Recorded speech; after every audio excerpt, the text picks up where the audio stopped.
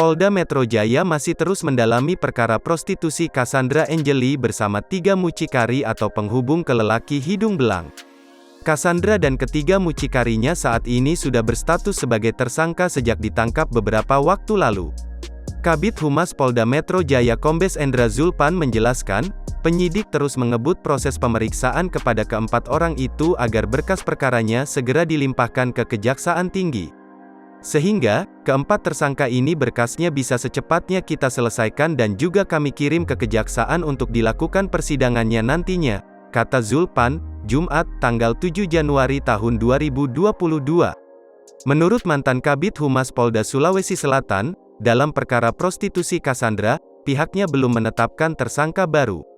Oleh karena itu, untuk perkembangan perkaranya hanya sebatas pemeriksaan guna melengkapi berkas agar matang di persidangan nanti. Kasus prostitusi online artis CA hanya ada 4 tersangka, artis CA dan ketiga mucikari, ujar dia. Untuk diketahui, Cassandra Angeli melakukan prostitusi online bersama mucikari berinisial K, 24, R, 25, dan UA, 26, di Hotel Aston, Jakarta Pusat pada tanggal 29 Desember tahun 2021, lalu sekira pukul 21.30 waktu Indonesia Barat. Keempat orang itu ditangkap jajaran Polda Metro Jaya beberapa waktu lalu dan sudah ditetapkan sebagai tersangka. Meski sempat dinyatakan sebagai korban, tapi Cassandra tetap jadi tersangka karena menikmati uang hasil prostitusi online. Sementara mucikari yang menawarkan Cassandra ke pelanggan juga mendapat uang hasil prostitusi.